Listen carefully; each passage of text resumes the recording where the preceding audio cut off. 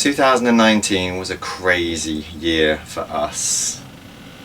We spent 6 months getting to the point of finding our dreamboat Ollie, and we've had 6 months now, today, cheers, Cheers. of being liveaboards. As you can imagine, not all plain sailing. So as well as highlights, we'd like to bring you some of the lowlights as well. We even have a playlist now on our YouTube site which is The Disasters, which I'm pretty sure we're going to add to, well I know certainly we're going to add at least one more to that list. In the next future. Few weeks, yeah. Let's have a look, shall we?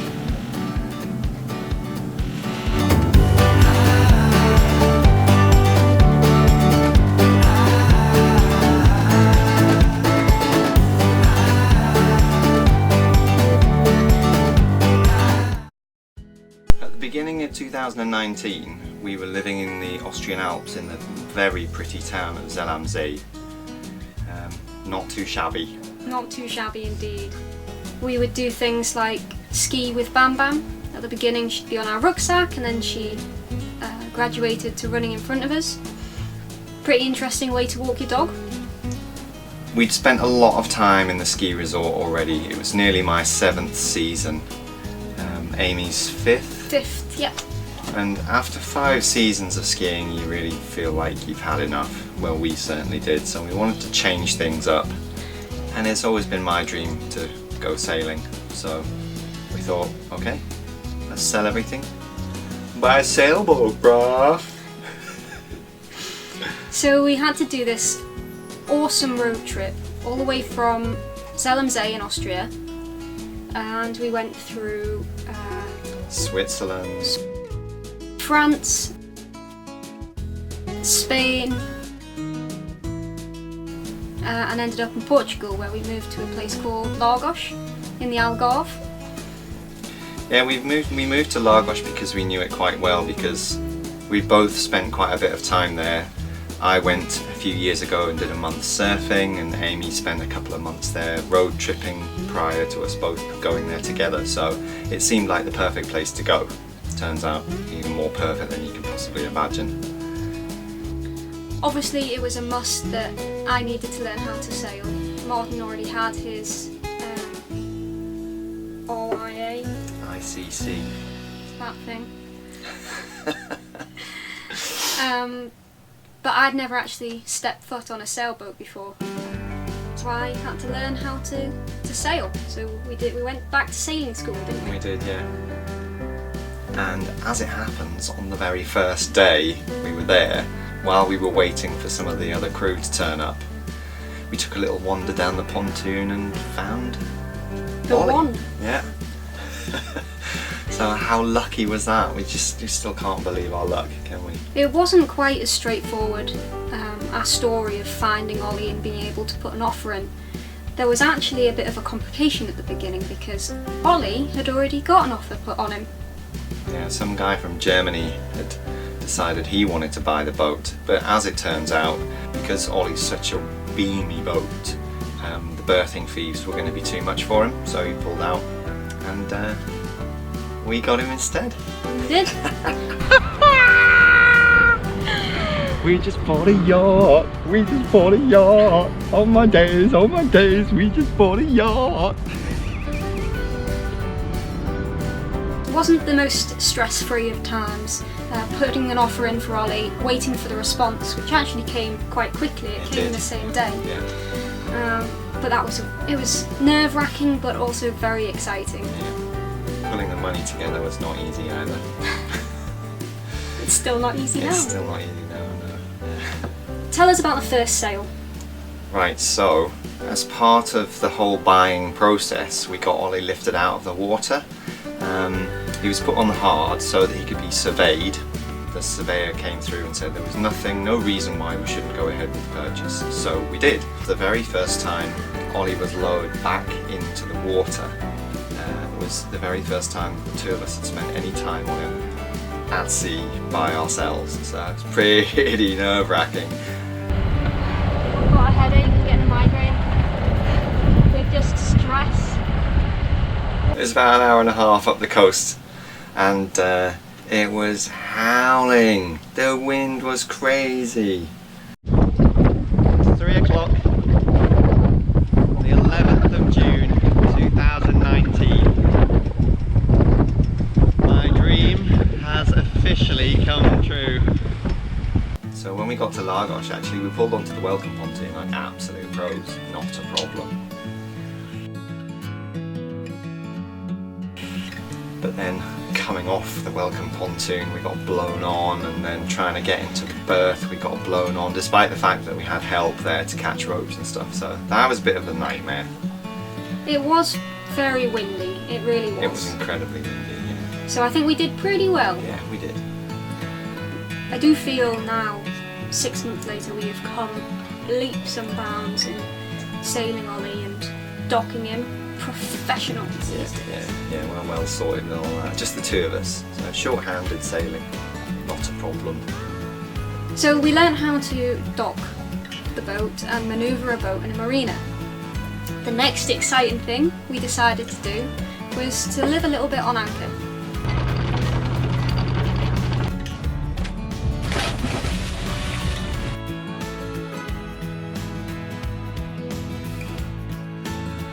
I am watching it.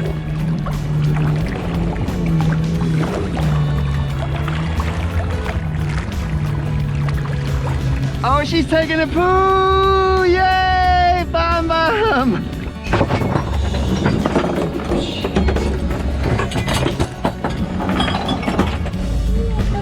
Oh, fuck.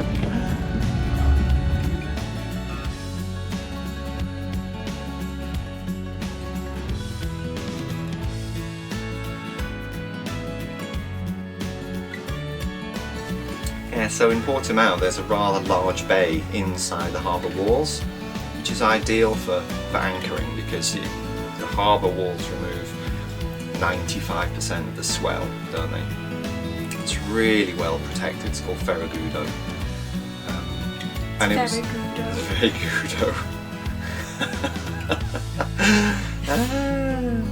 Yeah, so it was brilliant, and we spent as long as we could on anchor. For our water situation and for charging the batteries and our sanity from running the engine so much, it turned out to be about 7 days. Yeah. So we could last 7 days and then we had to come back into the marina. We do love being on anchor though, so it didn't take long before we wanted to get straight back out there and go back on anchor. But there was another disaster, another problem, another steep learning curve. Yes. We're just having a traumatic experience here. We tried dropping the hook. It was later on in the afternoon, the wind was up, but we dropped the hook and something unexpected happened. Our anchor has latched onto this massive rock. We haven't been able to get the anchor back up. Yes, we dropped it right into a bunch of old tyres, filled with mud, wrapped in netting and old ropes, and got it stuck in there, basically. The anchor would not come up. Yeah, we couldn't get the anchor up and it was dragging around on the seafloor. So we were literally driving around backwards trying to get this thing to fall off the anchor. We didn't have a tender at the time, so neither of us could go around to the front to cut it off. But thankfully, some friendly people also in the anchorage came over and gave us a hand and managed to cut the tyres free. By this point though, all the trying to bring the anchor up had really depleted our batteries so significantly. I tried once more dropping the anchor, it didn't catch, and we thought, better be safe than sorry. It was a struggle getting the anchor back up again. We just had to go straight back into the marina. Called it a day and went back in. We thought, that can't happen every time. We put the tender on order, and we went back out on anchor. Yeah. And we were on anchor for about 6 days. We knew we could manage 7, maximum 8. And then all of a sudden, on the 6th day, chug, chug, chug. No more engine. Engine's gone. Yes. Engine's gone, no tender. Stuck on anchor. So we're trying to do something. Fortunately, where we were at Ferragudo, they have a river taxi service. So to begin with, we thought that we'd run out of diesel, and we were slapping our foreheads like idiots, thinking, how could we possibly run out of diesel? But we were informed by one of the mechanic friends that we made that it's a common thing that the diesel gauge can be badly calibrated. So even though we were checking the levels in the tanks quite frequently, the readings could have been misrepresented. So we thought, oh, okay, right. We didn't have a canister to collect diesel in, so we had a couple of old water bottles, and I got a river taxi across to the diesel pontoon and filled up these water bottles, which technically they're not allowed to do, but because I had no canister for diesel and we were in desperate straits, they relented and they filled them up for us very kindly. And I got back to Ollie with this diesel, poured it in the tanks, still nothing. Great, so what could it be now? We spent one night on anchor with no electricity in the dark. The next day, Ben the mechanic came out and helped us out.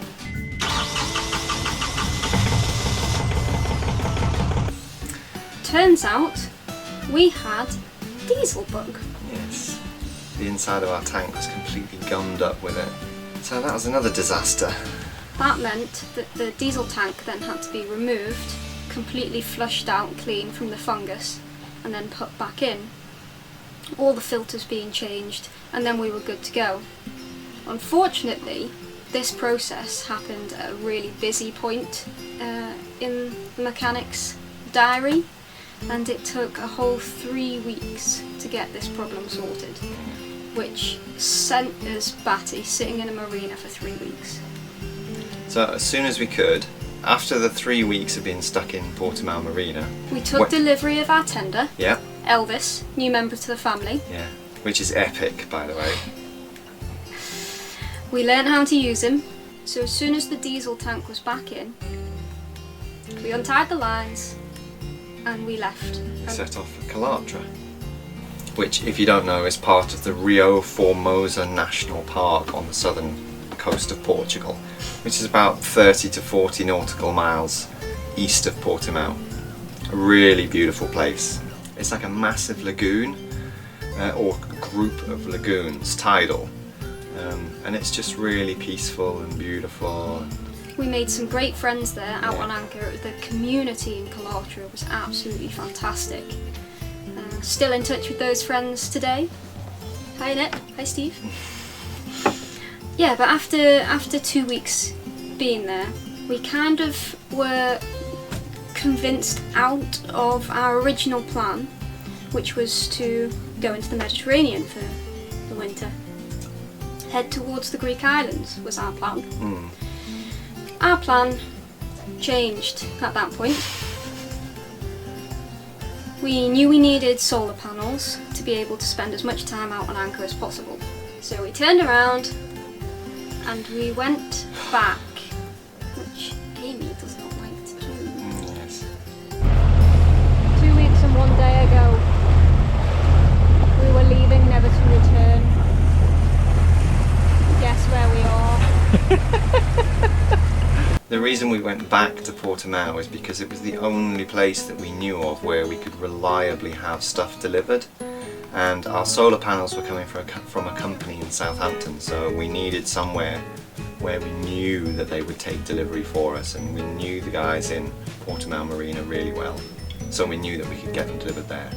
So whilst we were waiting for our solar panels, we spent a lot of time out on anchor, but also going out for day sails, and we did finally some really epic sailing. Yeah, we did.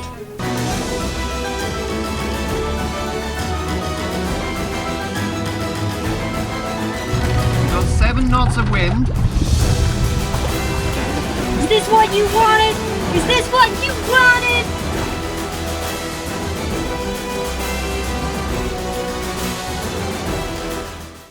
We went up to this little place west of Portimao called Alvor, which is again it's another inland lagoon, but it's extremely shallow at low tide, so we could only go as far as the entrance to the lagoon, where we had another interesting experience in the middle of the night. Somebody else dragged their anchor onto our boat. Yeah, things went bump in the night. Yeah. There's two boats over there that are on each other. They have just collided and they are just smashing into each other. The wind is insane. The wind is insane. Look at these guys.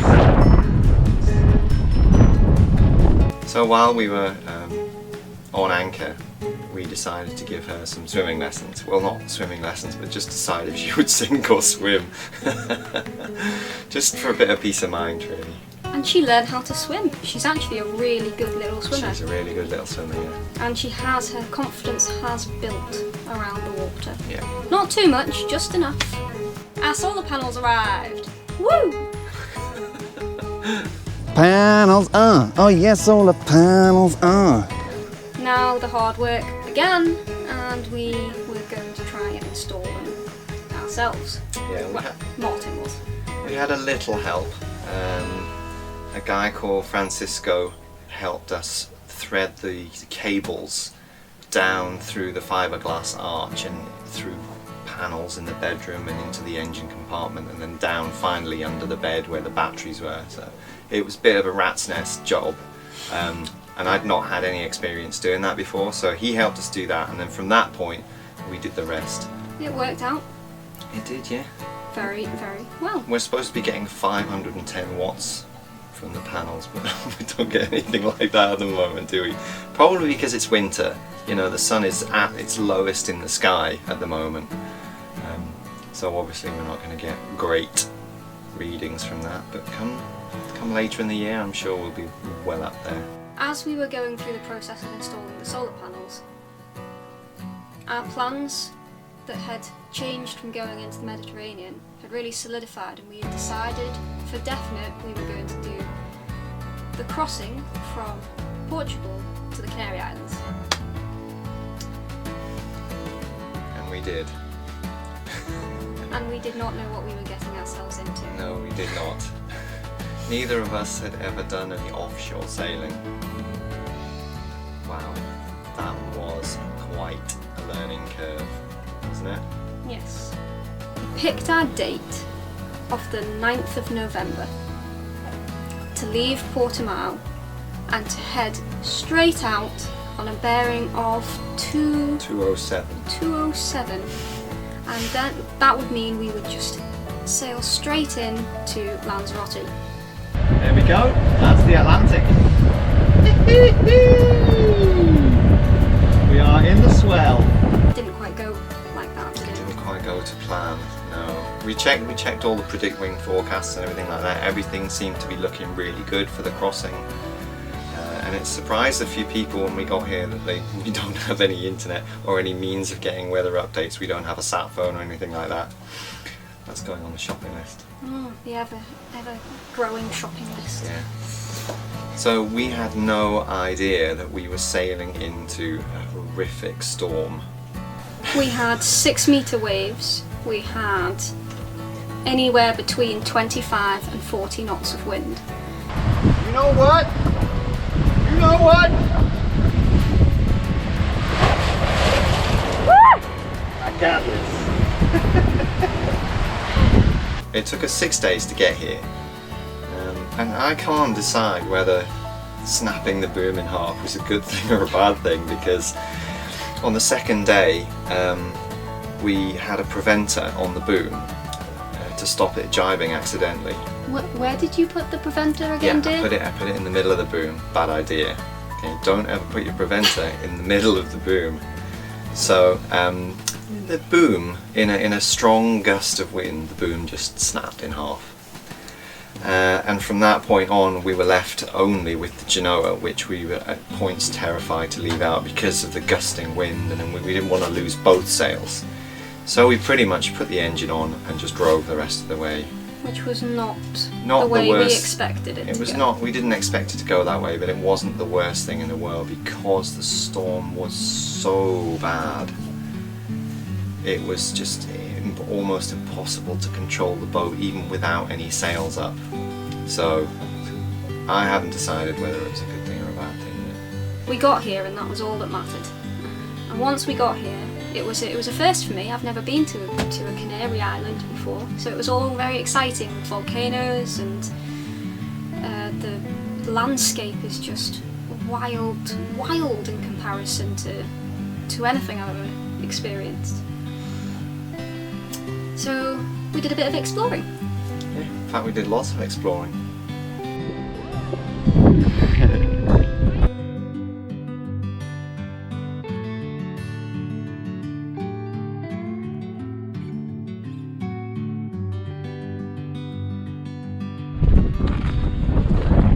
Camels! They're everywhere!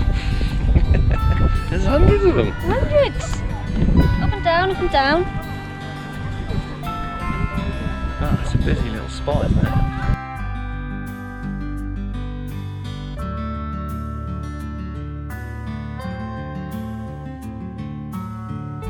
Next thing we had to do was to remove our snapped boom, as to take all the different pieces and parts off, because we've been very lucky, and a guy here called Clive had a second-hand boom.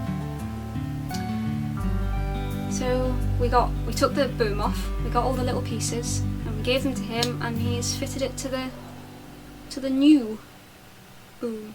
When we arrived in Arrecife, which is where Marina Lanzarote is, and that's the capital of the island, it was amazing how many nice people there were, like, to receive us in the marina. They put us on a pontoon with just an absolutely stellar bunch of people who were willing to help. They were coming on board and looking at the boom, and there was a guy called Peter who put us in touch with Clive, the rigger, who then came and gave us the options, which were either get a new one or get a second-hand one or fix the old one. So luckily getting the second-hand one was the cheapest option, so we went with that. It's not the prettiest, but and we had some fun taking the old boom off. Interestingly, well, crazily, we just had the new branding put on the boom in Portimao literally the day before we left. And then 6 days later, we snapped it in half. We've got to take the damn thing off again. Luckily, we over-ordered on the stickers, so when we get the new boom on, we've still got some stickers to put on the new boom, which I'm very pleased about. Now, whether we should or not, though, maybe it's a jinx. We get some stickers on the boom in half. And last but not least, we've had our first holiday season on water. On the water, yeah, which has been mad, hasn't it? It's been different. It's not only on water, but in the warmth. I mean, you can imagine that we've spent our winters and holiday seasons in the Austrian Alps, where it's -10 degrees and you're going out skiing, you're standing around drinking Glühwein and hot wine out of mugs. And this year was just bizarre. It was absolutely bizarre, wasn't it? Sitting here in shorts and t-shirts, and there's like Christmas music playing in the shops, and it's just like, what is going on here? Absolutely nutty. So that has been our 12 months. Yeah. 6 months off the water and 6 months on the water. Now for the new year, new things are going to start happening. Yeah. There's been some exciting things already happened this year. Yes. And yeah, we'll put Ollie back together and let the adventures Continue. Cheers. Cheers.